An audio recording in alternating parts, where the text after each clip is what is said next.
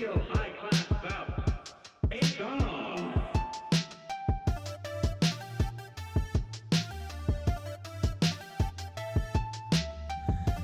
Hello, everybody. Welcome to Arsenal X, the Xbox podcast here on Boss Rush Games, where we throw up the X.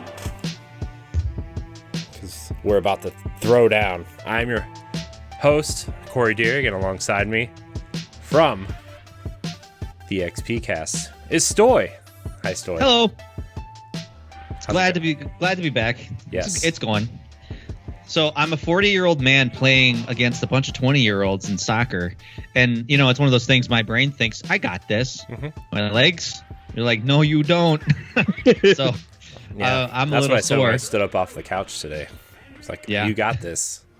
You stood up. My knee almost gave out. I'm like, you don't got this. No, you don't got this, dude. No, we're not on the same level. Nope, no lunch for you today. You can't even get to the kitchen to make it.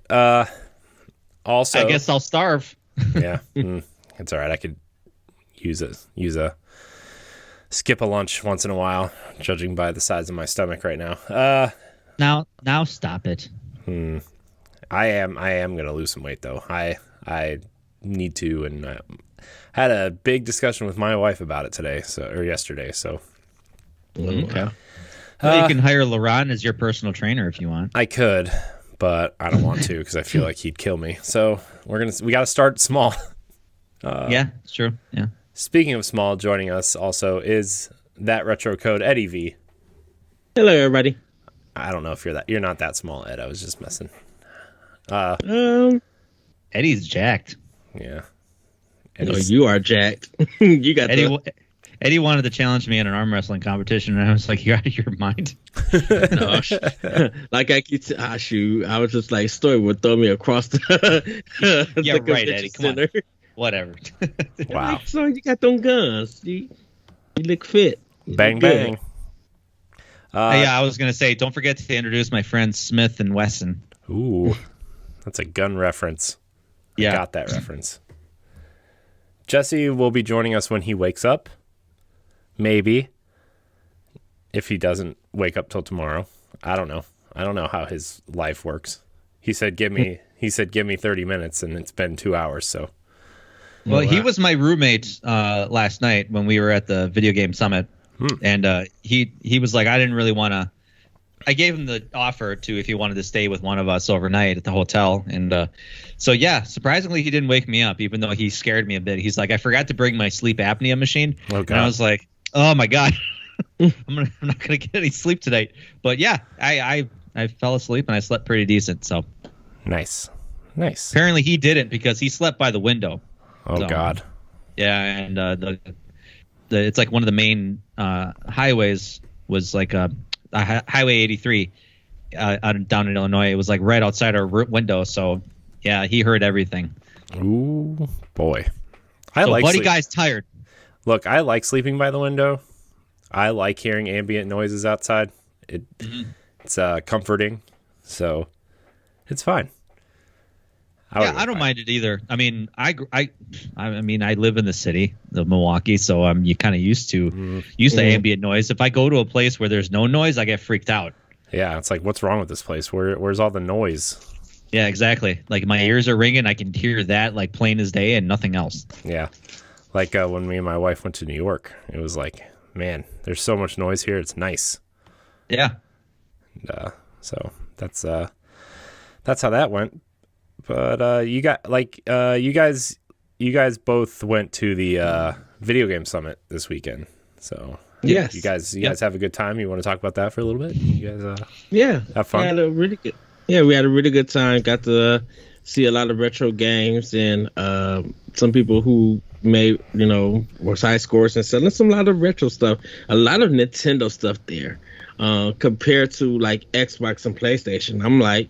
They had like Famicom and Super Famicom games. They were selling systems like Wii's and Wii U's, Nintendo system controllers. Like they were selling a lot of stuff, but they had some really cool stuff there. And then me and Stoy actually got to play a Zelda quiz, and we both tied for second place. So that was rigged. You lost to Stephanie. It's fine. we get it. Contest was rigged. Well, Stephanie is Miss Zelda, so I mean, it's no like I knew like I can't go up against her. She's part of the Another Zelda podcast, so you know. And like there was like 4 questions on the Oracle games, and one a Majora's Mask, and I was like, I never played either of these. So wow, yeah, those Oracle games, man, those are like even people who know Zelda barely know those games. Yeah. Oh, the other one was Triforce Heroes. Oh. And I think I even said it out loud. I was like, I didn't know Triforce Heroes was a real Zelda game because it's a game about dress up. It's true. It's fair. Yeah. It's not a real Zelda game. I'm just going to be honest with you guys. I mean, that was my issue with, and I think I said this to you, Eddie, that one of the reasons why I don't think the Majora's Mask is a Zelda game is that if you remove the only identifier that makes it a Zelda game is literally a Link. If you take Link out of it and replace it with another character, it's not a Zelda game anymore. So there's no other like real identifying marks with it. And I kind of feel the same way with Link's Awakening. Mm-hmm. You know, if you remove Link from that, there's nothing else to identify it as a Legend of Zelda game. There are no, the setting's not the same. There's not all the returning characters or, even some of the other like powers or whatever. So, yeah. Due to the fact that Link's Awakening is majority of it is in place, spoiler alert, as a dream compared to like Link to the Past or a Link Between Worlds. Right. Because that game is like designed behind them and stuff. Mm-hmm. Yeah, coincidentally, Majora's Mask I think is a dream, and Link's Awakening is a dream. So, whatever. We could. This is an Xbox podcast, so we did have Giordano's though, and that was some good pizza and some really good conversations that we had there. Everybody got really sleepy. I know I was sleepy. So you looked at me with your tired eyes, saying, "Stoy, you look really sleepy." I was like, "I look sleepy." Ed's always sleepy. It was definitely the pizza, man. That the deep dish pizza was that put me out. Did you have the barbecue sauce with your chicken? Or no, I didn't have it with the chicken because it was the barbecue chicken pizza already had enough barbecue sauce in it. So. Oh no, I'm talking about our appetizers. I think they sent us different. Okay. Yeah, because their barbecue sauce was really good. Yeah. So. I didn't have any barbecue sauce. Poor Corey. Mm-hmm. But yeah, I ended up picking up a couple games. Corey and I, we were talking about this before recording, how I was just amazed at how over the last like year and a half, like video game collecting has become like used games are just their prices have skyrocketed.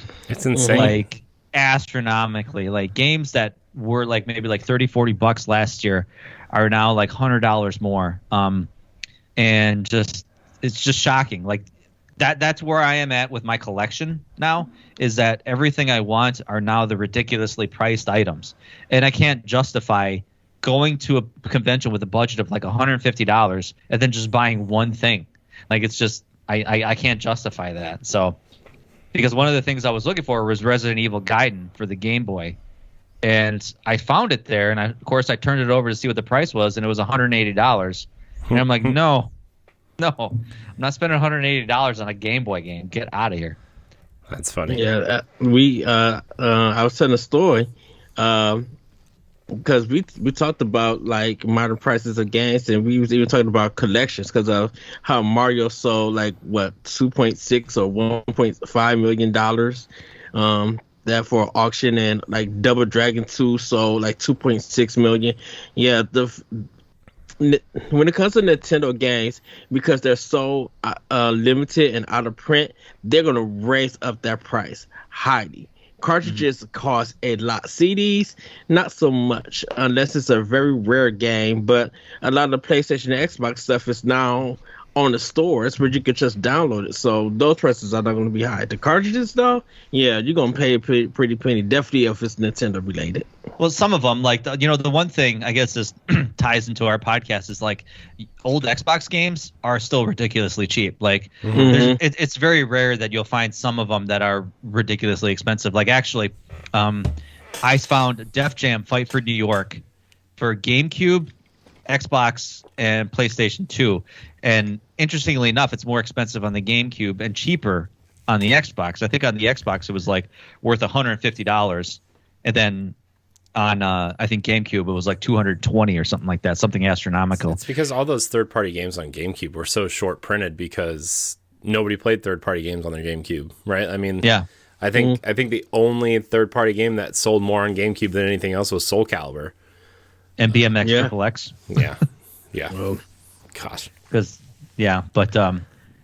so I mean, so you could probably go there with $100 and walk out with probably like 50 Xbox games if you wanted to, because a lot of them are still kind of relatively cheap. But so did you pay attention to like a lot, because they had a lot of 360 games? Wasn't it weird that all the collectors pretty much had the same Xbox 360 games? Like you definitely was going to see Gears, you definitely was going to see Halo, and it was just like and even Fable, like yeah, those games, every collector had them. I mean that was the prices. Xbox 360 though, was Halo, Fable, Forza, and Gears. Like that was the 360, you know, and I guess Call of Duty. So I mean, But it felt like they were trying to get just rid of those games. Like that's like no kind of collector's item or something. yeah.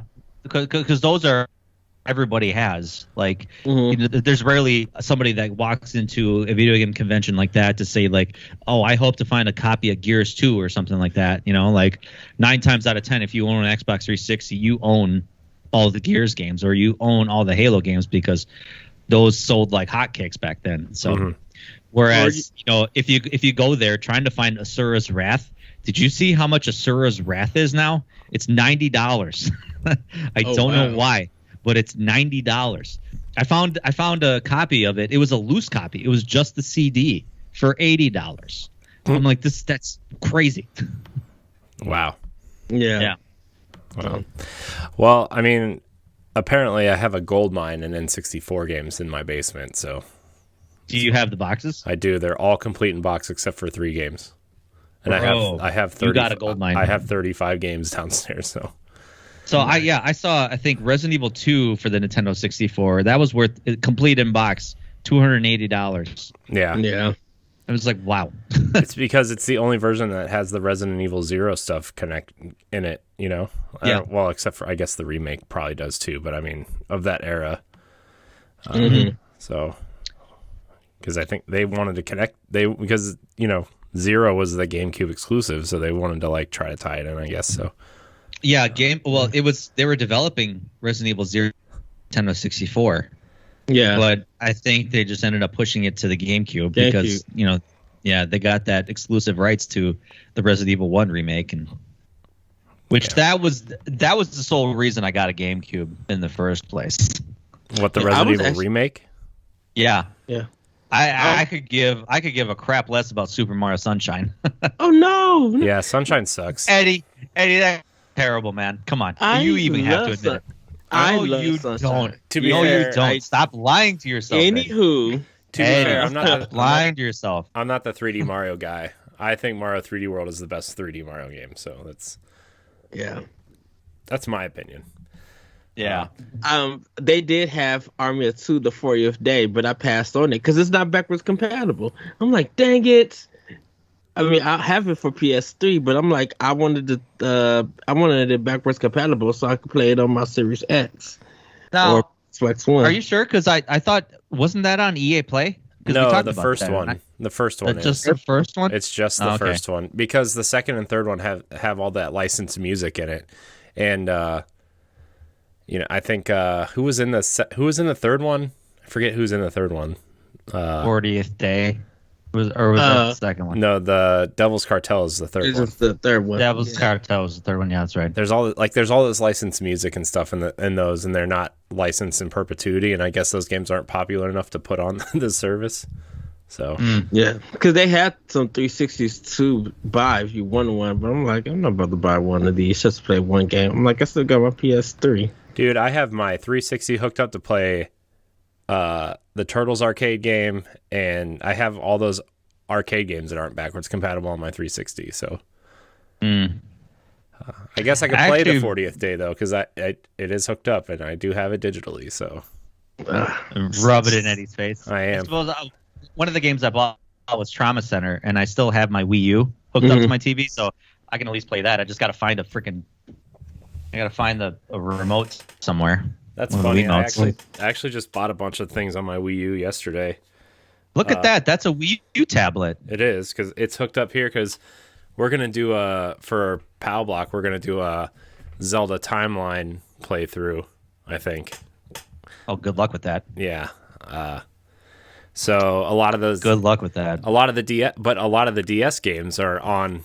Well, all the Zelda DS games are on Wii U except for the 3DS games. So actually, yeah, I think pretty much all of the Zelda games. Yeah. Yeah, with the exception of the 3DS games. And I think we're gonna do a Metroid. Twilight Princess HD and. Yeah, I think we're gonna do a Metroid playthrough also, and I ended up getting Zero Mission Infusion and the Prime trilogy, since they refused to put it out. Although, of course, right. 5 hours after I put it on my Wii U, they're like, "Whoa, Nintendo's holding the HD remaster. It's ready to go. Yeah, it's ready to go whenever they want to." I'm like, rumor, dude. That's been a rumor since 2018. Remember it was supposed to be revealed at the Game Awards, and then they showed Bayonetta 3 instead. Yeah. God, jerks. Yeah. Anyways, this is an Xbox podcast. This is Arsenal X, the Xbox podcast here on Boss Rush Games, where each and every week we get together with our friends from around the internet to talk about our favorite things about Xbox. If you like us, remember to like, subscribe, share, rate, and review wherever you listen to us. You can find us on BossRushGames.com, part of the Boss Rush Network. And I didn't write a thing for this, so I'm going off the seat of my pants. You're doing great. Thank you. You can follow us on Twitter at ArsenalXPodcast. You can email the show at arsenalxpodcast@gmail.com. If you listen on Apple Podcasts, remember to leave us those 5 stars and a nice review. Really helps. Thank you. We're going to start out with What's in Our Arsenal, which is the section where we talk about what we've been playing. Stoy, we're going to go your way first. What are you playing besides getting exercise and playing soccer? Yeah, that's I'm playing. I was playing something. I was playing FIFA in real life today. I jumped back into Red Dead Redemption 2 recently. I don't know what made me stop playing it a long time ago when it came out, because I was really into it when it first came out, and then just it kind of fell to the wayside. And then I just recently picked it up again because I started thinking about all these bucket list games that every year I create a list of, like, these are the games I need to beat.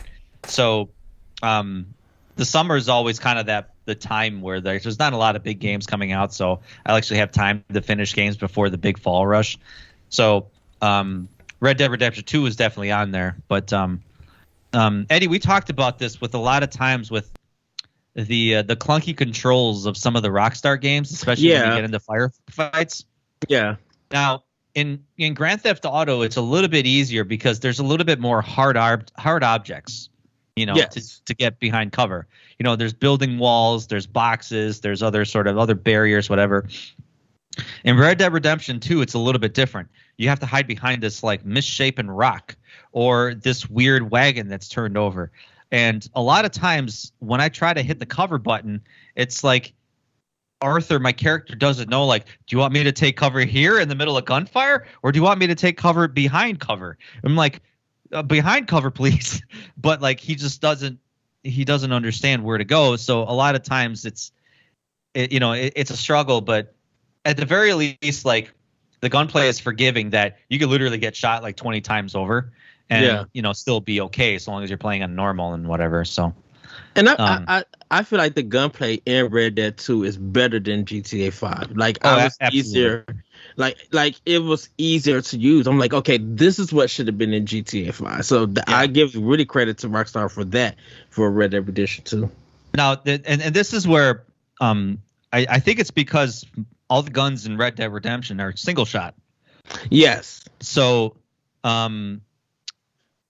you actually have a little bit more control over your accuracy and your ability to, obviously make accurate shots. So when you're running around with a game, GTA 5, with like an assault rifle or a submachine gun, it becomes a little bit harder to kind of really fully control it. So That's why it's easy for me to just pull out my repeater and just like pop shots left and right. Guys are every mission is always like a bunch, like 20 guys flooding the area. You're popping shots, and then you walk away saying, "Wow, I'm a mass murderer," and then just continue the story. So, but yeah, I've been really getting into that, and obviously Skyward Sword came out on Friday, so I jumped back into that, and thank God I don't have to play with motion controls. So right, we were talking about joystick. We were talking about that before the show started. Like, yeah, gosh, dude, thank God motion controls. I tried. Okay, Galatrad and David gave me some crap on Twitter, and I was like, look, guys, I tried for a good 20 minutes. Okay. Hey man, I'll die on that hill with you. Like, look, I tried. Okay. I'll take them out with you because I did both. When I played it on the Wii, I had to play with the motion controls, and I played that game all the way through. And eventually you kind of get used to it. It makes kind of attack. It was obviously a lot of the enemies that came up to you, like they would block in certain directions and whatever. So it's just basically swinging the Wii mode however way you want. But I'm just glad I don't have to do that. That I could just use the joystick and just slash however way I want. The only thing that's hard to do is using the freaking net when you're trying to catch bugs. Yeah. Like when I'm trying to catch bugs, I just basically like it's weird how like it doesn't, when you try to swipe left or right or something like that, it doesn't register for some reason. Yeah. So like I just basically frantically move the joystick around until I catch it. Mm-hmm. And I mean, I look like an idiot doing it, but whatever. If I caught the bug, I caught the bug. But that's fine. Yeah, whatever. I don't care. So at least I don't have to use motion controls. It's true. That is true. That is true. Motion controls, man. They just go away.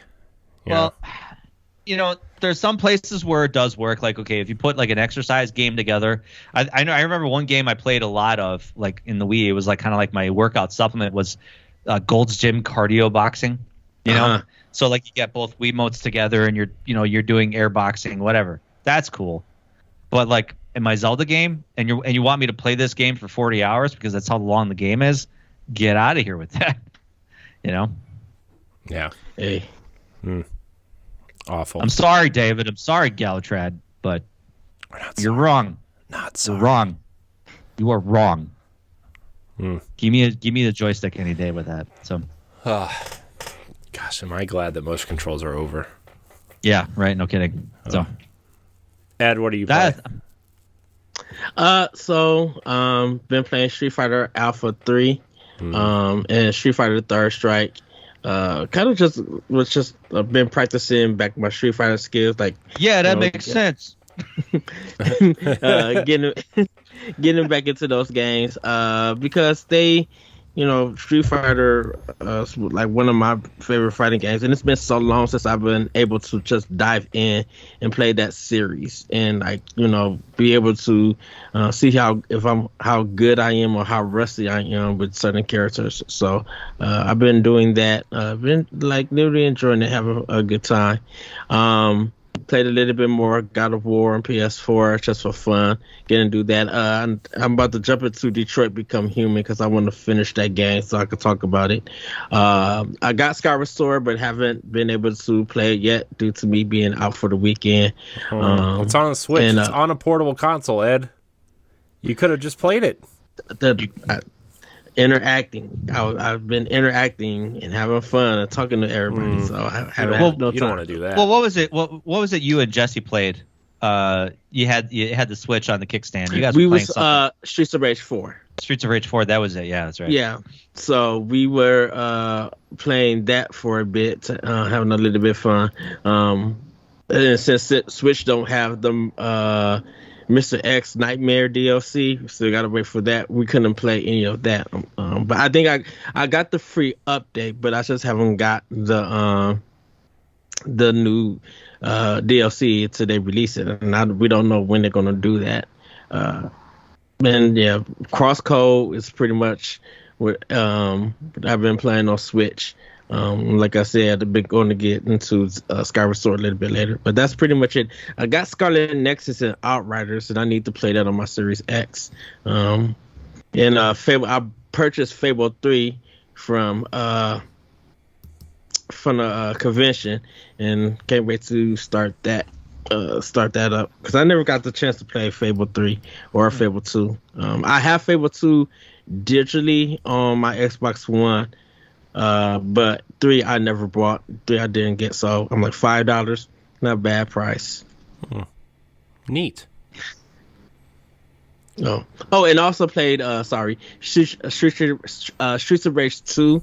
They had it in an arcade cabinet at the convention. There it is. Which is weird because they had it.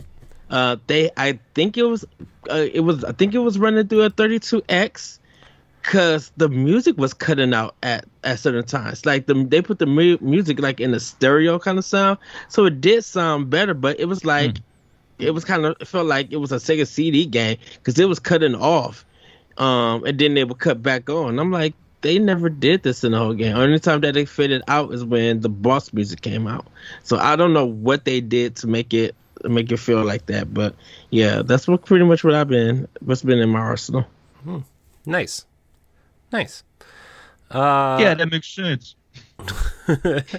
I don't know any other taglines from Street Fighter Alpha, but that's about it. I can't tell what Ed's doing because his video is frozen. He's just sitting there like looking menacing. No. Yeah, he looks like he's concentrating or falling asleep or something. So no. Tap your screen, Eddie. Well, what's in your arsenal, Corey? I've been playing a little bit of Halo and Destiny. Really, it's kind of in it on the Xbox front. I've been focusing a lot more on Nintendo stuff lately because of Monster Hunter Stories 2 and Zelda came out, and I've been just trucking along in those. So I don't really have much more to add to Zelda other than I'm enjoying it. No motion controls makes that game infinitely better. And Yep. I mean, Stoy, I think I'm with you. I think it, like, out of the before Breath of the Wild, like the classic Zelda formula stuff, it probably has the best story out of that classic style, but like those motion controls were what ruined it for me, and I never finished it. That's why a lot of people didn't play it. Yeah. You know, when I talk to people, I'm like, oh, this is one of the honestly, it's one of the best Zelda games, especially from a storyline standpoint, and the music is just fantastic. It's some of the best in the series, but like so many people I knew like never played it, which kind of was shocking to me, but that's the reason why. Like, it's a 40-hour game. No one wants to waggle for 40 hours. Yeah. Which is weird because people they wanted a game like this in Zelda and like Star Wars and stuff like that. At the beginning of the Wii's life cycle, but when the system's out for 6 years and everybody's tired of motion controls, then you put out the quintessential motion control game. It's kind of like, this is what Twilight Princess should have been, you know? Which I'm glad that game wasn't either, but, you know. Yeah. You can actually turn the motion controls off in that game on the Wii, which was super helpful. But man, here we go again. Ed, this is your fault. Power Block 2.0. Oh wait, what? No, but I'm really enjoying my time with Halo, and Destiny is just, you know, Destiny. It's the grind and just doing my dailies and Pinnacle stuff and doing the bounties, and that's kind of it. So, all right. So let's get into the Arson news, as we say. We gotta come up with something better than Arson news. Yeah, I was gonna say we gotta come up with something better than this. Come on, man. I mean, that's just what we always called it, but we got to do something better. Newsanol X. No. I mean, when we talk about food, we should just call it Arsenal Snacks. Arsenal Snacks, or with an X. Or Arson Snacks. Arsa Snacks. Snacks and all X. I don't know. Arsenal Snacks. So yeah, that Valve Steam Deck seems to be what everybody wants to be talking about these days. Good googly boogly. Boy. But the thing about this thing is that you can install Windows on it, and this actually has me thinking about, what if Xbox did their own handheld, or they use this to make GamePass more viable option for portable players? Well, So that's the thing about it, because if you can install Windows on it, you can run Windows programs. You could download the Xbox app for Windows, and you can, fire up your Game Pass subscription on it, and you can play Game Pass games on the Switch, on the Steam Deck. Yeah, locally. You can also, you don't even have to stream them. You can just download them and play them. Yeah, exactly. So the thing with that would be like, well, that's part of their marketing of the Surface tablet. Yeah, but nobody wants to play. If you can play it, let me ask you this, Ed: if you could play your games on a tablet with a Bluetooth controller hooked up to it, or a Switch-like device, what would you rather be playing on? Trying to find a way to hold that tablet up, or just to play it in your hands like a Switch?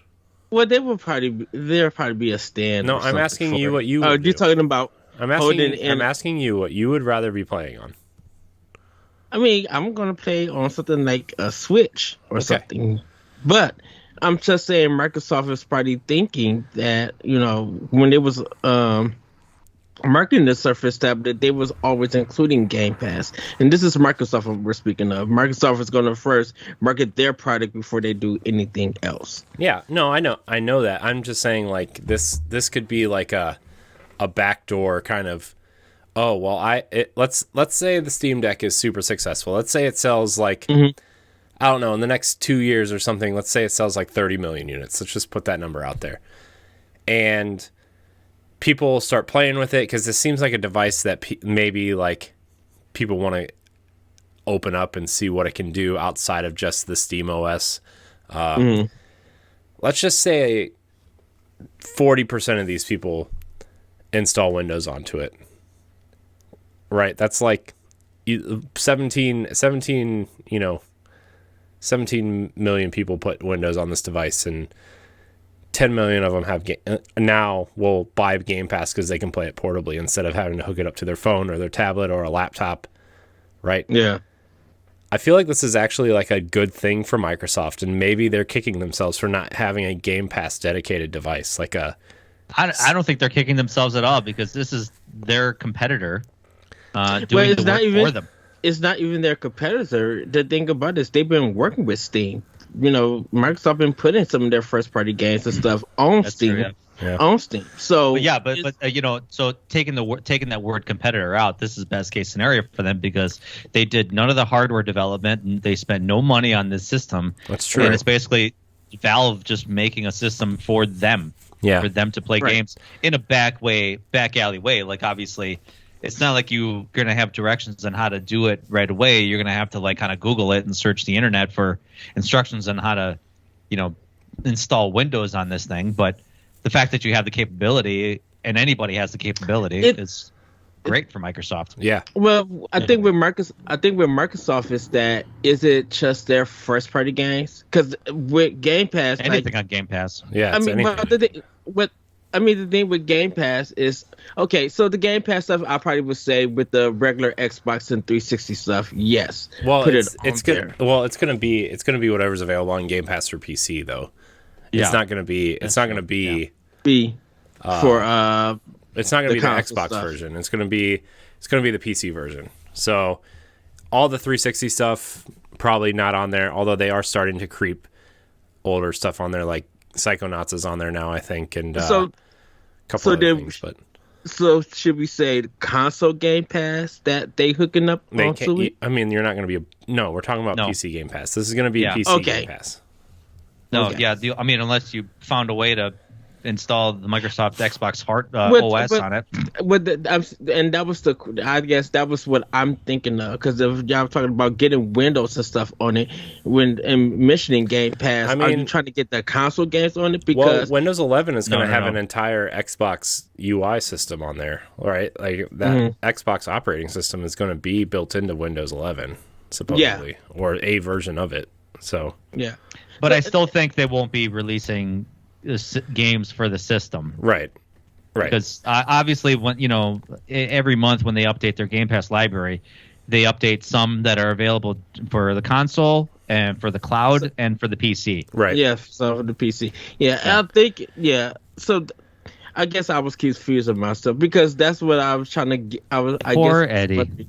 No, I was wondering Poor Eddie. when everybody was just like, well, we want to get Game Pass on there. I think because there's two versions of it. Well, there's Three. three now. There's three. There's three now. There's the cloud. Yeah, the A cloud lot of version people is forget different. about. Yeah. So I thought is S Cloud all of them, all of it together, No, or is it? No, it's its own separate it's just thing. Like the Xbox has its version of Game Pass, PC has its own version, and Cloud has its own version. There's a lot of crossover, but essentially there's three separate Game Pass. Listen, Eddie, you come on the Xbox podcast and you know nothing about Game Pass. Come on, Eddie. He doesn't know about Game Pass because Eddie. he's the only person in the world that has an Xbox and doesn't subscribe to it. Because Game Pass, Eddie, come on, man. Game Pass Ultimate is the only one that has the X Cloud. That's the only feature that you can What? get that on. You can't do the regular Game Pass. Oh, no, you have to have Ultimate to do it. Right. Yes. Game Pass Ultimate gets you all three versions of Game Pass. Right. So that's why. So that's because if you did PC, that's why I said. I thought S Cloud was just an additional feature only connected to Ultimate, which gives you PC and console. So I kept that separate. Yeah. I didn't think that would be the third part to it. I couldn't believe it when Microsoft announced, Game Pass Ultimate, when they basically lumped games with gold and the PC Game Pass service onto that service. I mean, it's like I said, it really pays for itself. And $15 a month. At that point too. Yeah, and EA Play. When EA Play jumped on too, it was like it just made it all the more great. So $15 a month. I mean, it's just kind of like it pays for itself if you play a lot of games. Yeah. So, I mean, it's cheaper than 3 full price games now because games are $70, right? It's $180 a year. Mm-hmm. Like, yeah. Yeah, I think my fear is just that Steam themselves, how long would they support this and everything? What do you mean? They said they're leaving it open because they want people to play with it. They want they want to sell the device. Steam is always going to be there, right? People, as long as Steam is a service, people are going to buy their games on Steam, right? If they leave it open, that's their best chance of competing against probably the Switch at this point, which is what everybody's comparing it to. Leaving it as an open platform device is their best chance of selling this device, which is exactly what they want to do. So I'm probably thinking support as in marketing, support in getting the system. I think after its release, they pretty much did a fantastic job of marketing it that day because that's when the OLED Switch pre-orders were going live. Nintendo announced it, 2 hours later? Valve's like, oh, here's our new thing. You can save your place in line for $5. Yeah, but they haven't marketed their Steam system or their Steam controller and stuff after it's because that Steam controller was terrible. Steam controller was terrible. The Steam boxes were like second party partnerships. They didn't even make them. They had other people make them for them. So this is going to be kind of like their VR headset where like, hey, we're actually funding this. We're actually putting effort into this, and we want people to enjoy it. And my thing is like, this is the first iteration on this thing. What's this thing going to look like in 2 years when they iterate on it? If they iterate on it. That's my problem is that when you look at the specs, and we know how PC hardware can be because you're not going to play Cyberpunk 2077 with the best quality graphics, and maybe that's not why you get something like this. Like you want to play Cyberpunk on a system, but play it with just some basic, 16 gigs of RAM, and you're not even playing it in high def. It's 120/80 by 800, resolution. So it's like, okay, that's you're not seeing it in crystal clear quality like you would on just even like a standard display. The Switch resolution is the same as this. Yeah. So yeah, for sure.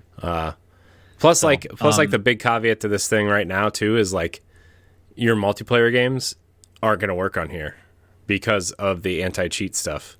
So anything that has competitive multiplayer at all on here, you're not going to be able to play. Apex Legends, Destiny, Halo, anything like that, you are not going to be able to play on this device.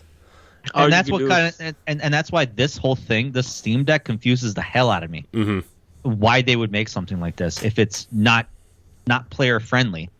So, because all you could do is play like single player campaign stuff, It correct? seems like that. Okay, so you download The Witcher 3, right, for the PC. That's at least 35, 40 gigs. So if you've bought the base model of this, which is 64 gigs, you've already taken up half your space. And they're thinking of everybody who's throwing in a micro SD card. So that's Right, what yeah.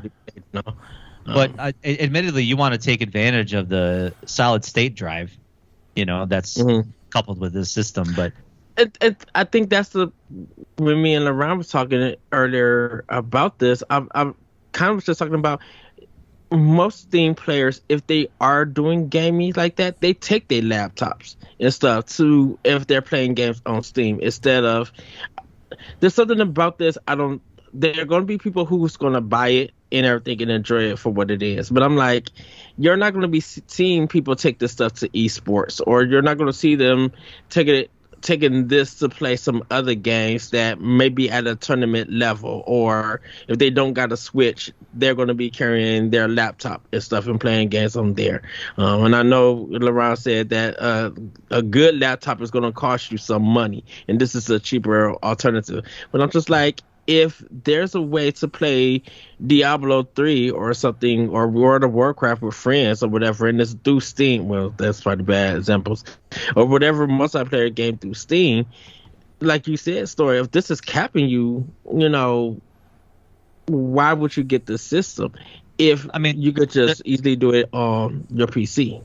I mean, the nice thing about this is, going through the Steam library, there's tons of games that you can get that aren't so hardware intensive, needing crazy hardware to see ultra high definition graphics. So there's a lot of even like shovelware titles that it's like, okay, that take up maybe like 2 gigs of space or something like that, and you can use every bit of space that you have. But is this going to be a game where you're going to download these massive AAA games? Probably not. I still think this thing is going to get the most use out of people who want to break it open and put Windows on it, or turn it into some emulation machine modders, or something. Modders. Yeah, these modders are the ones that are going to get the most use out of this. I don't know. I feel like, man, I would love to play some Halo campaigns on the go, but if you're telling me this anti-cheat stuff isn't going to work on this thing, then that would just eliminate all, even if you just want to play the single player stuff from those games. Mm-hmm. Yeah. So, but I mean, and even just like the price point of it, it's just like, even just getting I think it's like $650 for the biggest one. Yeah. The 512 or 525 gig, whatever. Let me find the price on here. Yeah. I got it's even more. $650 for 512 gigabytes. Yeah. Jesus. Yeah. I mean, it's got an SSD in it, which is nice, but well, that's what you're paying for. Yeah. The SSD is literally the most expensive thing in that hardware. So, I think I want to see what indies say, because that's going to be but you're not going to buy this thing. You're not going to buy this thing for indies. You might as well just get a Switch for that. I mean, I get it. Honestly, though, Eddie's right. Honestly, this is all you can play on this. Yeah. Is the indie titles. Yeah. So this is good for the indies, actually. I know there's been a lot of reports that indie developers haven't been making much money on Steam. They've been making more on Switch. So if this is a good way to... the only time people buy indie games on Steam is when they go down to 99 cents, and then Switch is always more than $5, $10. Yep. Yeah. So I kind of want to see what the indie... Yeah, I just want to see what the indie scene says about... the system. I know there's going to be people I know there's a lot of people who are happy that they'll be able to take their Steam library on the go, and you don't have to, I wonder about the Wi-Fi connection if you are on the go. Is it just the games that you have to save to that hard drive in order to play it? I mean, I think you probably only have to connect once a week to your Steam library, probably, I'm sure. Before you have to re-log in. Mm-hmm. Yeah, it's the same as the Nintendo stuff. If you have more than one console, right? You just log in.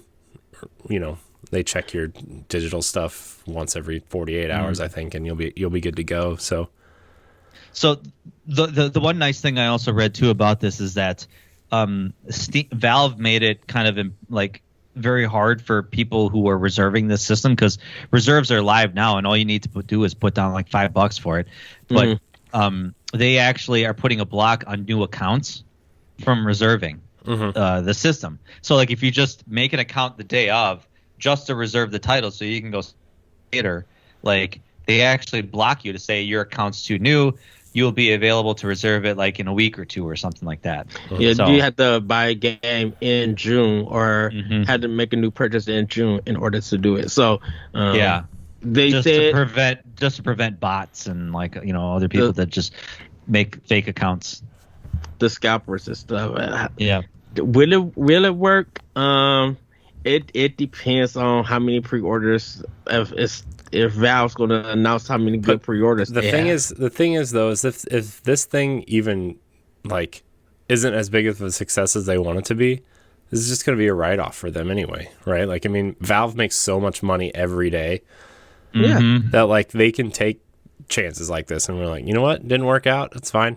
I'm just gonna. They're a platform. They're not just a company. They are literally a platform. Yeah. Well, this is the first platform that they've made. Yeah. They've never made a system before. There was for years there was talk about a Valve box where they were going to make a dedicated Stream Deck, or like Steam Deck, where that was supposed to be like the system. But I think that just throughout all their hardware changes, they probably just fell to the wayside. But this is what they have now. So yeah, and I mean, a lot of people are like, "Well, this is going to kill the Switch," and I'm like, "No, it's not." No. I mean, if you just even look at Switch's pre-orders for the OLED, when people said they weren't going to try to buy it, like, I mean, that thing sold out in like 20 minutes, right? I mean, right. a couple pop-ups here and there, right? But like, I don't know. I mean, I saw some Best Buy still had neon colors today that popped up again, but I don't know. I just feel like. I mean, I'm passing on this. I have a laptop that I could play really good Steam games on. And I would not use this at all, and I'm not gonna drop $500 on something that's just gonna collect dust. I mean, I get the people who only play PC games and might want to play them on the go and not have like a laptop or whatever. This could service that itch a little bit, but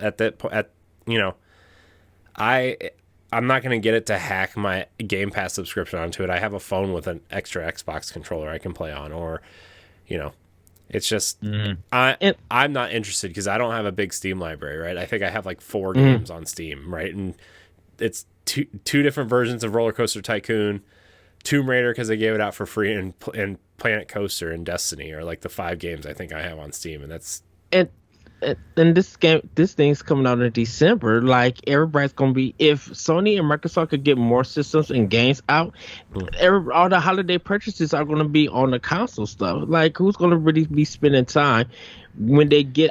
Like you guys said, I think modders are gonna have fun with it, and what they'll do is they'll mod it and probably resell it for a higher price. Yeah. Well, we'll see how it goes. We'll see how probably in the next probably a month or two after it comes out, we'll see how it, how Xbox games run on it at that point. But we're gonna move on to our next topic here. The Coalition has shared some impressive screenshots from their Unreal Engine 5 project that they are going to show off at GDC. What is it, next week, I think? So pretty impressive stuff. It's very brown. It kind of reminds me of like those old Gears games where it's like, oh, let's use various shades of brown, but still super impressive. Really, kind of reminds me of the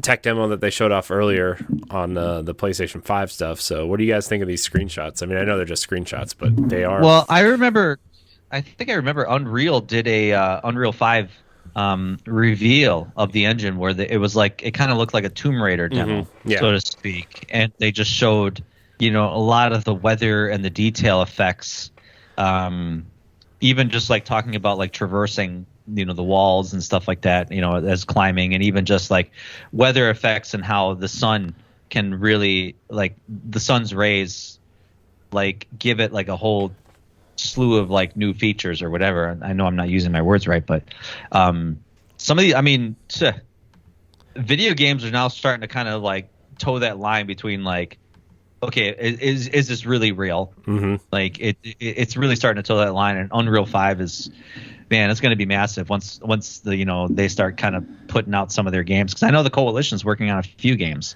Yeah, they're working on a rumored project that's supposed to be smaller in scale. Like I guess it's supposed to be like a $40 budget title, I guess. Mm-hmm. Obviously Game Pass day one, but and then Gear 6 probably after that. So I know that they're hiring for a ton of positions. Yeah.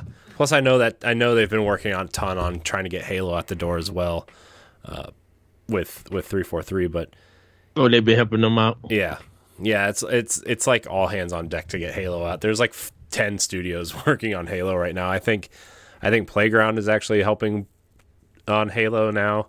Oh boy, it's like all hands on deck for Halo right now. Oh wow.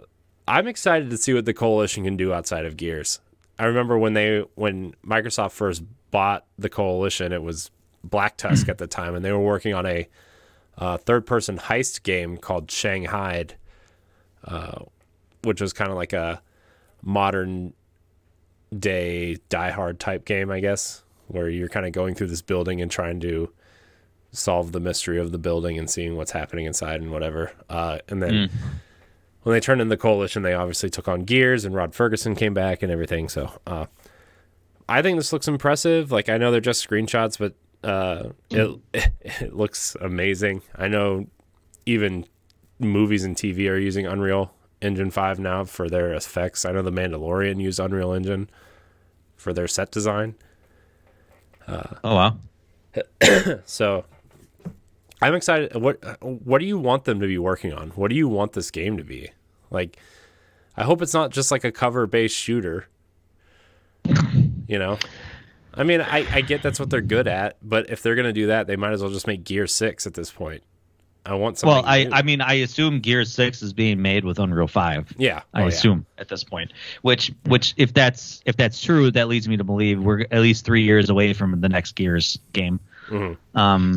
But I mean, I guess the big thing I want to know is how user friendly the engine is, because I think that's always been the barrier with, engines like I think Unreal 3 initially when that came out was ridiculously hard to work with. Mm-hmm. And Unreal 4 when that came out, I think that was like super user friendly, and like indie developers started to use it. So I'm hoping it's user friendly enough that we can actually churn out some good games right away. But I mean, I would love to see a third person game kind of like in the vein of like a Tomb Raider, or an Uncharted like game. That'd be really cool. Mm-hmm. Yeah, I would love to see something like that. Because I mean, Xbox doesn't really have that at this point. Yeah, I mean, they had Shadow of the Tomb Raider exclusive for like a year, which was cool. But, I really think they need kind of like their own Uncharted thing. Oh, I guess we got Indiana Jones coming. Yeah. That's something. Maybe. Oh, well, I was going to say maybe they're helping with that. But, I mean, that game, side tangent, that game has me so interested because, like, Wolfenstein is not, it's not Uncharted or Tomb Raider. It's more, Doom than anything. It's just like fast paced, got to move around, shoot your guns all the time. It's not like I wonder if Machine Games can like really pull that off, because like Indiana Jones has to be third person, right? We're not like we're all on the same page with that, right? Like it has to be a third person action adventure.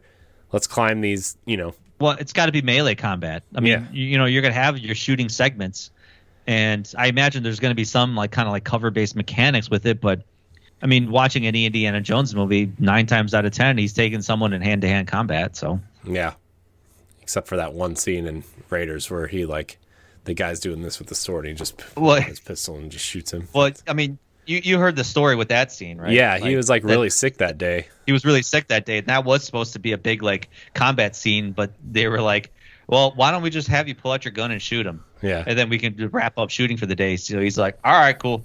I can do that. Gosh. How good is Indiana Jones, by the way, guys? With the exception of Crystal Skull. Oh, man. It's better than Temple of Doom. What? Yeah. Corey? Kingdom of the Crystal Skull is totally a watchable movie. Corey? Never mind. I'm not going to go into it. No. Not here. I mean, admittedly, it wasn't the worst movie. I mean, it wasn't bad. I understood what they were trying to do with it. I understood what they were trying to accomplish with the movie, with the writing and the story and everything like that. I just didn't. I mean, maybe Shia LaBeouf really rubbed me the wrong way, but I'm intrigued and worried about this new one because Harrison Ford is 78 years old and he's going to go play Indiana Jones in the 70s now. The Soviets, I guess. Mads Mikkelsen is the villain, I think. So yeah. They just added somebody to the cast too. I forget who they added very recently, but we'll see, I guess. Anyways, so I guess what do you guys want with your Unreal 5 engine? I just want it to be a good, fun, intriguing game. I want to see what else they can do, right? I mean, we know they're good at third-person action games. I wouldn't mind if it's that, but I don't want it to be like a cover-based shooter, right? Like I'm with you, Stoy. I want it to be a third-person Tomb Raider-esque game where maybe there's shooting segments, which we know the shooting will be good, but like I want to solve puzzles. I want to explore environments. I want to find collectibles, that kind of thing, right?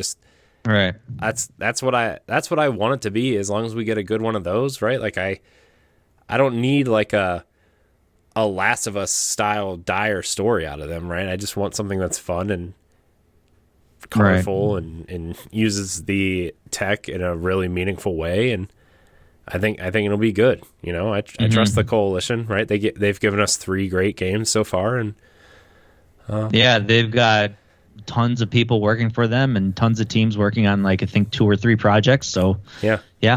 I mean 4 technically if you count Gears Tactics, even though I know Splash Damage did most of that, but they oversaw it and felt like Gears. So yeah.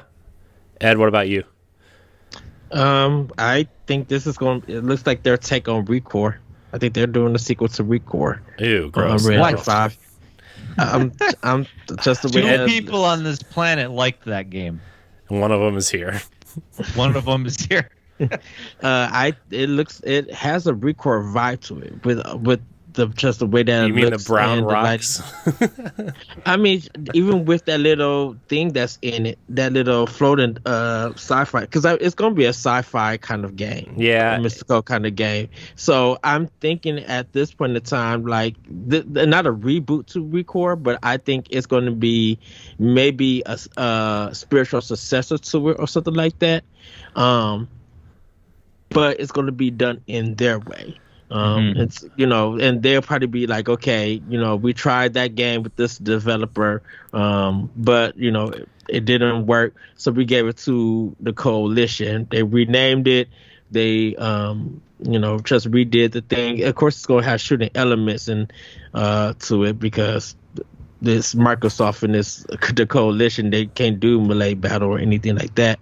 I just have a feeling that it's going to be something kind of connected to Recore or Recore 2 or something like that.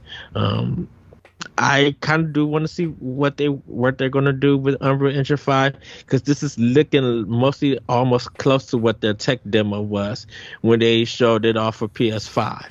When they first announced it, it has that kind of look to it. So I don't know if the Coalition is borrowing that same idea, but like I said, probably making it to like Recore or something like that. So we'll see. I mean, I could see a Recore like game, one of like exploration and stuff like that, maybe like an RPG type of thing. I guess I dream about kind of hearing about the difficulties a lot of EA studios had working with Frostbite, the Frostbite engine. So like say, for example, Dragon Age Inquisition, hearing all the horror stories that they went through just working with Frostbite to get it to work for a pen and paper RPG game. And imagine if they had like the tools that Unreal 5 had, where basically is like, well, you want to make an RPG? Yeah, our engine can handle that, because Frostbite was made for just racing and first-person shooter titles. Yeah. Well, Frostbite was made because of DICE making it, and it always and they felt like made that exclusively for Battlefield. And it felt like, oh, I was just gonna say, it felt like DICE didn't teach everybody in EA to use it. So and EA kind of, my idea is that EA is just like, you use this engine and you learn it and turn out a game. Yeah, it's Dragon Age, they had a bunch of issues with it, and then you saw obviously what happened to Mass Effect Andromeda and Anthem, right? I mean, they both use Frostbite, and it's like this, like you said, and like there's been, I don't know if you guys follow like the EA Sports scenes or anything, but like every year there's some new issue with Frostbite because they use them for their sports games, and that's why they can only update 1 or 2 new features every year, is because like Frostbite just sucks at updating things unless you're like doing a first-person shooter. Which is crazy, and that's what I heard. EA is like not doing a great job of like really, showcasing and showing developers how to really develop, this type of thing or that type of thing. Like it's just crazy to me that EA just locks it in for everybody. Yeah, well, and I wonder if that's. I wonder if that's changed in the last couple of years because of companies like Respawn using Unreal and Source and all these other things, right? Because like they don't want to use it, and obviously those are the games that are having the most success outside of the sports games, right? So like, yeah. Well, that's the thing with Respawn. They told EA that they weren't going to use it, or they was just like, yeah, we're using the old Source engine, and this was we could put out. And I kind of feel like with BioWare, I think BioWare probably was just like, look, we cannot use this engine for our games because this is the quality that's turning out. I really hope that's true. I want that to be true so much, because with Dragon Age 4 and Mass Effect 4 like working on it, I hope they basically stuck to their guns to say, listen, you obviously, I mean, Dragon Age Inquisition was an exception because that was a huge success for BioWare, but with Mass Effect Andromeda and even Anthem, like I said, I hope they really change their tune. EA's gonna have to let them, EA's gonna have to pay that license for Unreal, and they can't help it. If you want some great games to come out from BioWare for people to buy, you gotta let them use that. I mean, they gotta bite the bullet. They have it's EA, right? It's not like there's some indie team that can't afford it, right? Like they can, right? Just, I mean, that's why Mass Effect, the original trilogy, was made on Unreal, and that's why like they said they had such a hard time moving some of the assets that they needed from that original trilogy over, because Frostbite is very unwelcoming of other assets, and it's like, well, clearly, so it's to save money. Yeah, and they're like, well, we want to be able to use, like, if you make it, this was like their big pitch. If you want to use a helicopter in this game, you can easily just import that asset into another game and use it there. I'm like, where the hell is a helicopter in Dragon Age, right? Like, right? Yeah, okay. Yeah. No one's using M16 rifles in Dragon Age. Right. Yeah. But we'll see. I think we'll see something very creative from the Coalition. Because they were people who came from Epic Games and kind of know the Unreal Engine. So they probably been, I think they've probably been prototyping stuff for maybe 6 to 8 months. And then, what they see what they could do with it, I think they got together. Because what I can't believe GDC is next month or next week. It's next week, yeah. I didn't even know they was having one this year. I thought it was canceled because I think it's a digital event, right? Again this year. Again. So yeah, 'cause I know it's mostly like in March, so that's why I'm shocked that they're doing it this month. Yeah. Well, we'll see. I'm excited. The Coalition is, I mean, Gears is my favorite Xbox franchise, so I'm always excited when the Coalition will show something. All right, guys. Our main topic tonight is obviously GamePass is a huge success, and the rumor is that PlayStation might be partnering with Netflix to do some sort of game streaming thing. I kind of just wanted to talk about, do you think that's going to impact Game Pass at all? Do you think Sony is smart for allegedly partnering with Netflix? Do you think if Netflix is getting into the gaming stuff and they don't partner with PlayStation. Like, is that a bad move for them? You know, So, I mean, this is where I want to know, like, obviously, you know, I guess as we talk more about it, I guess what's in it for Sony here by partnering with Netflix? yeah. You know, I mean, obviously, if you want the gaming stuff, I feel like Netflix is going to charge more, right? And that money's going to go pretty much directly to Sony, I'm assuming. We know Netflix has experimented in games, right? They have that Dark Crystal Tactics game. They have the Stranger Things game. I think they have a couple other things that, you know, I don't really care about because it's Netflix games. But my question is, they're developing games? Like, they're actually creating a Netflix developer to make games, I correct? don't know. They've been partnering with small indie studios to make their games, so I don't know. I'm going to look it up real quick. Well, because I mean this is the thing, because all this rumor happened because of a placeholder that you know, Sony that someone found, I think, when they data mined the Netflix code or something like that. And because that's what led me to believe, like, why would Netflix partner with Sony if all of a sudden, like the week before, Netflix announced they're going into gaming and they're going to have games on their streaming platform? Yeah, why wouldn't they have announced it then? Yeah, exactly. Or like the only thing I could see them partnering with Sony is maybe offering some Sony first party titles, like, here, you can stream Ratchet and Clank on Netflix, you can stream this on Netflix.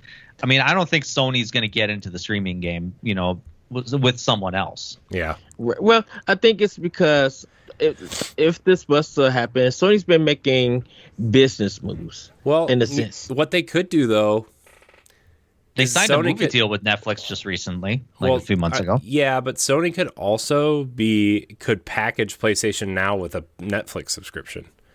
I mean, yeah, they can, but it's looking at past Sony business moves, like with them and Evo, with them now just, you know, getting more into PC gaming and stuff. It feels like they're trying to get around the stuff that Microsoft is not doing. All right. So they can still be seen and look like they are making big moves without, you know, I guess, stepping on Microsoft's toes or anything. Well, okay, let's if Sony's going about it the wrong way, if that's what they're doing. Yeah, let's kind of reset here. So what does Netflix benefit from for entering the game side of things? I mean, we already know they're successful in the TV show and movie stuff, right? For the most part. What is in it for them for games? Because they tried this before, right? Like about 10 years ago, they tried a games thing. I forget. It started with a Q. I forget what it was called. But they scrapped the idea, and now they're obviously revisiting it under Netflix games. What's the benefit of them getting into this where we see Google kind of stumbling, we see Amazon kind of stumbling, PlayStation kind of half-assing PlayStation Now, right? The only team that really seems to be taking it seriously is Microsoft, right? Like, Netflix has the biggest. It's the biggest streaming platform to date right now. Like, it's bigger than Disney. It's bigger than. So they're trying to tap into that already there market. Now, as far as what I've heard, is that they don't plan on changing the subscription service anymore because they want to bring in new subscribers. So, like, if you find out, you could just go back to paying what you paid a month before, not only are you getting all the TV shows and movies, now you're getting all these games with it. You know, so that's where the only thing I could see is maybe Sony has another platform to put some games on. What weren't they doing, like, games through Netflix service, like I guess almost like a choose your own adventure kind of style game? They've experimented in that, right? They had with Black Mirror and I think a couple other movies, and then they they had that Minecraft story mode on there too, I think. Right. So they got stuff like Stranger Things, I think, have a game. Stranger Things has a game. Like, what's the other one that has a game? Dark Crystal has that tactics game. So I think with them, they're trying to expand into this medium because they think that, or assumption, I should want to say, assume that they could get into this market easier because people already know what these franchises are. So it's the movie tie-in kind of game, but done in a different way. It's the TV tie-in, the TV tie-in with them. So if they can make their own animes, if they can make their own TV shows or even kid shows, maybe they can get it out on like some PCs and consoles and mobile and stuff. And we seen that they are taking this gaming thing serious. For them, to them it's business. So they could lose on games as long as they get the subscribers to them. For them. Now, well, I see it as a companion. They can create companion apps. So like you watch a TV show like, and you want more content from Black Mirror. Well, all right, you got this companion game that could be maybe a choose your own adventure type. It could be a narrative driven kind of maybe walking simulator like game or whatever. Or maybe it's a third person action game, or maybe it's a side scrolling, beat 'em up style game or whatever. So, I mean, that's where I see them going, because obviously Stranger Things was somewhat successful, but imagine if Netflix had that on their own platform. They would stand to benefit, like you said, they're a business. They would stand to benefit making more money off that instead of shipping it to other consoles and, paying those royalty fees. So, plus, like, I wonder if it could, like you said, like a companion piece, but also be like a season in between seasons of the show too, right? Like if you want more depth on the characters, if you want more story, I don't know, if you want that kind of thing, like you could definitely do that with games too. I mean, games do that all the time anyway. That could be interesting. They could kind of kill two birds with one stone. Like they could do a TV show with an FMV game where maybe like what you said, Corey, like they do the 10 episode series, and then while it's before hopefully it don't get canceled, they got a 10 episode where you can actually play the game and stuff, and it's quick time events or kind of like what I said already. Yeah. But I think done in a way that they're dropping it every month. Like you get one game. Oh, you want like you think they're gonna go the Telltale model, but like for Netflix almost like you get. I mean, because they're filming the actual season of that TV show, but also filming the game. I mean, so once you could use that for like cutscenes and stuff in your game, but I don't see them doing like a FMV like Night Trap situation. I think they probably could. Where's the Netflix Night Trap show, by the way? Where's that? Yeah, I'm still waiting. I mean, what, like at this point in time, why not? Because the one what is that woman? She's in the police station telling her story. Her story. That stuff like that has been popular with a lot of people. And that's kind of the way that FMV came back into gaming in this modern day. So maybe Netflix is looking at that and could be using that idea for a lot of their games. Yeah. Maybe it's the crisscross Sega CD games that you make my video kind of stuff. Maybe they could be doing stuff like that. Like, well, and like we said, Netflix has already kind of experimented with that. So, with some of their shows now, the choose your own adventure types. I mean, they're not games per se. It's just basically you're watching something and then you're just hitting a button on a remote to like, go left or go right. But I think one of the Final Destinations did that, right? A long time ago. I think so. Yeah.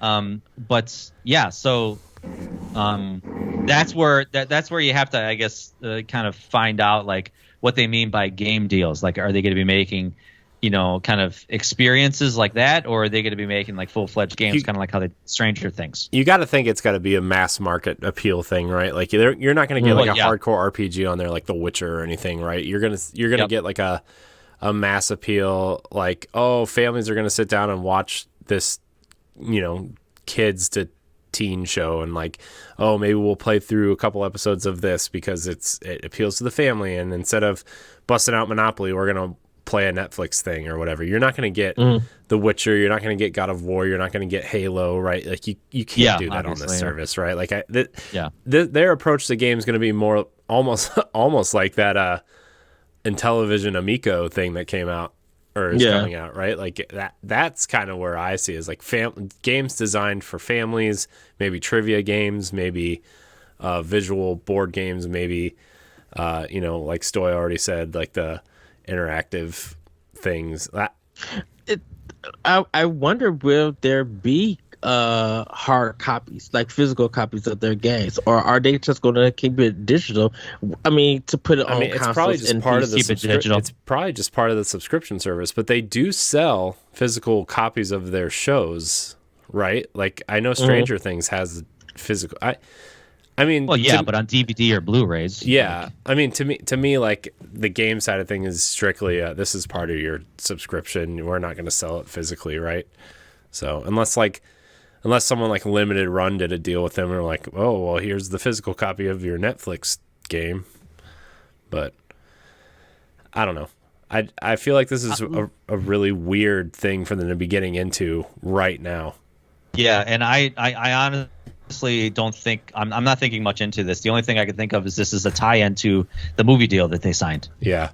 Like earlier this year. That's about it. Yeah. I don't think we're going to be seeing Sony games on the service at all. I think either. Netflix is going to go completely proprietary.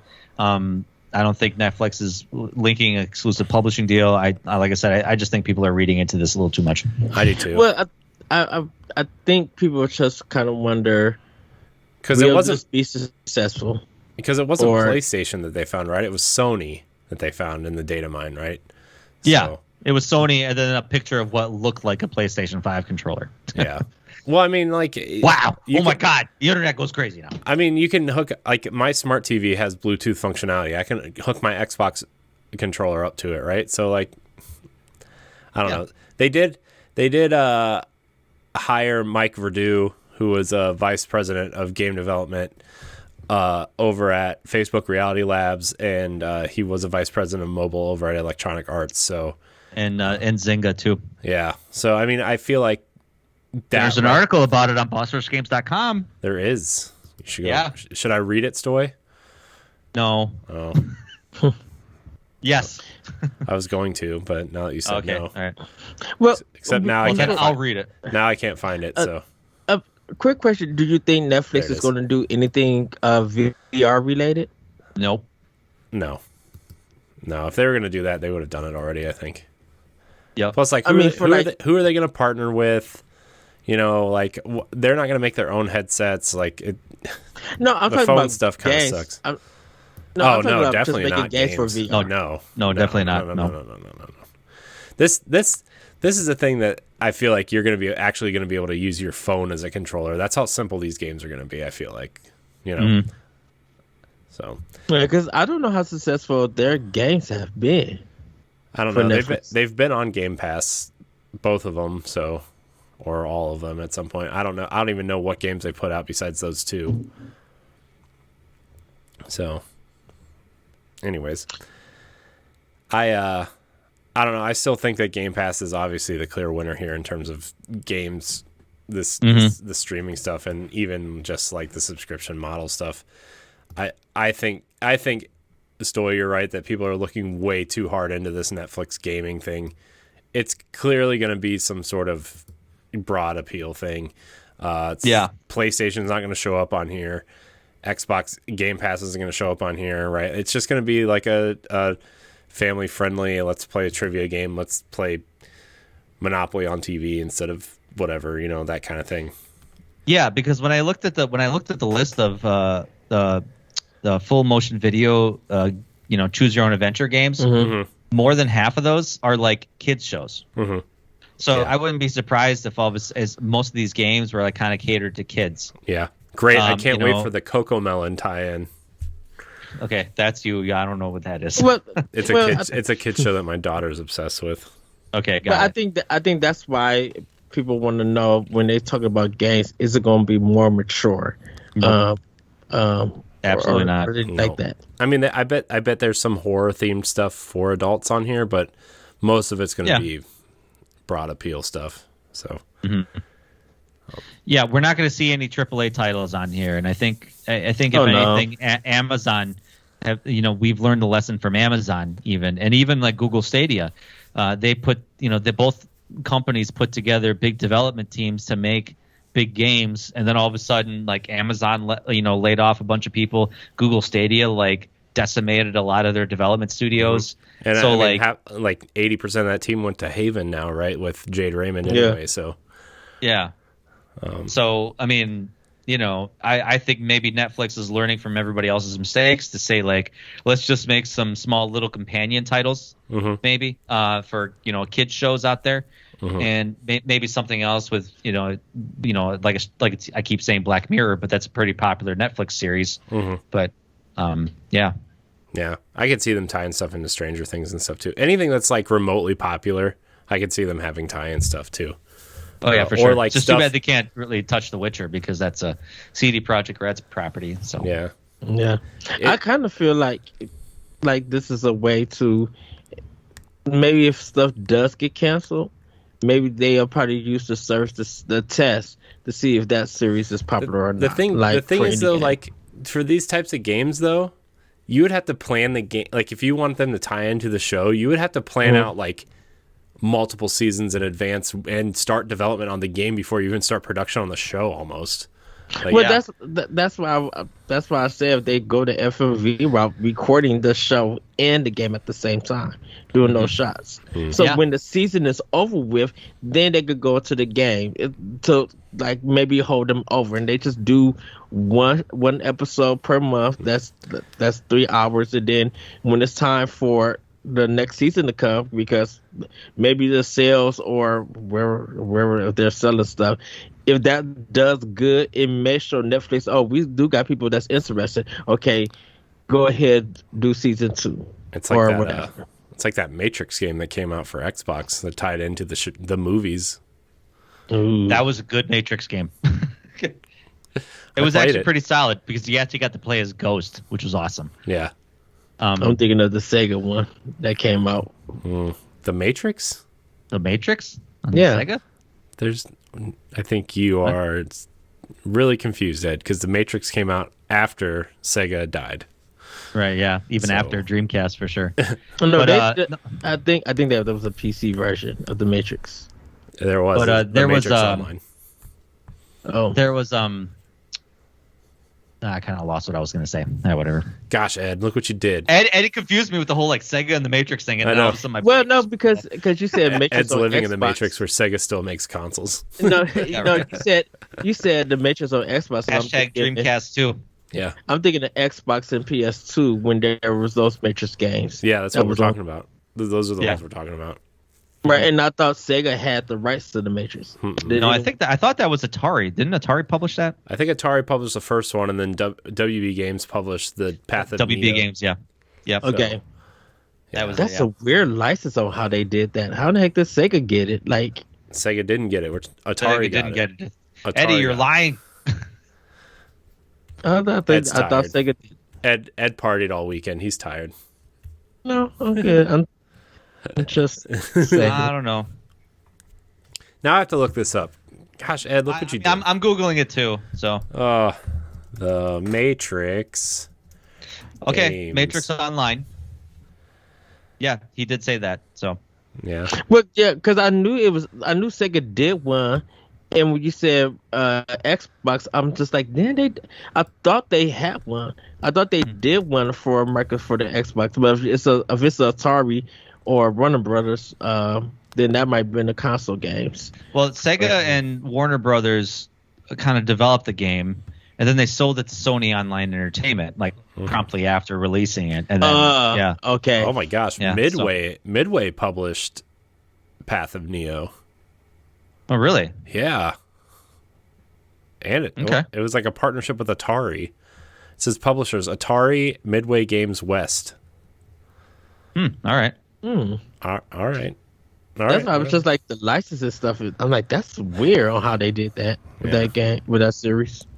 They should have just stopped after the first movie. Reloaded was good. Now we're getting a fourth movie Morpheus isn't even in it. Isn't it a reboot? He's not even in it. Because the Matrix Online is canon, and Morpheus dies in the Matrix Online. And that game is canon to the series, apparently. So, all right then. I don't know. Michael B. Jordan is in it though. So, is it a reboot or is it? No, it's the Matrix 4. I think they're continuing the story. Yeah. If it would be a reboot, it should be with it would. I would assume it should be with new characters because, like, I know Carrie-Anne Moss is in it, and Keanu Reeves obviously coming back. So. Yeah, everyone's coming back except for Lawrence Fishburne. Yeah. So, anyways, there's our Matrix Minute here on Arsenal X. Matrix with an X. It's true. The X stands for Matrix. Wow. Still the worst letter in the alphabet. Whatever. All right. Well, we're gonna get out of here. I want to thank everybody for watching and/or listening. Remember, we're live now on Sunday nights here on Boss Rush Games Live. You should check us out. Give us a follow if you enjoy the show. Stoy, thank you for joining us tonight. Where can we find you? Hey man, thanks for being a part of thanks for letting me be a part of this. I run the EXP podcast. It's a video game podcast. Obviously, we record episodes twice a week. Our episodes drop Mondays and Thursdays. Anywhere you listen to podcasts, you can follow us on Facebook, Twitter, and Instagram at EXPcast, and also on our YouTube channel, where you can actually catch video clips and even listen to full audio of our podcast as well. So at EXPcast, and you can also follow me on Arsenal X podcast. Yes. Ed, where can we find you? You guys can find me on Twitter at ThatPrettyCode. You can check out Nintendo Power Block on Mondays at 7:30/8:30 p.m. Yeah, check me out on Optional Opinion World War Podcast. Yeah, you can find me at IamCoreyHD on Twitter. You can find me on the Boss Rush Podcast on Nintendo Power Block, on Tower Casuals, the Destiny Podcast. The show is kind of, off the seat of our pants. Next week, there will be a proper doc for everyone. Get some questions in there, get some real segments in there, and we'll get it figured out. I know everybody had a long weekend. Eddie and I know we definitely had a long weekend. So yeah, Stoy got Ed party hard over there in Wisconsin or Chicago or wherever you guys were. Right, Chicago, right, was where you were. Yeah, Chicago. Yeah. So. Well, we got the Midwest Gaming Classic coming up in November, and that's going to be in Milwaukee. Yeah. So, Eddie, expect you to be there. So. Oh, I'm coming. I'm excited to come. Man, in November, maybe I'll sneak up there. Hey, all right. I'll see you guys up here. Yeah. So yeah, Arsenal X, we're back. Jesse will be back next week. He slept through it. That guy. He's tired. That guy. He's a tired guy. That guy needs to sleep. So, thank you guys so much for watching. Until next time, we love you. Goodbye.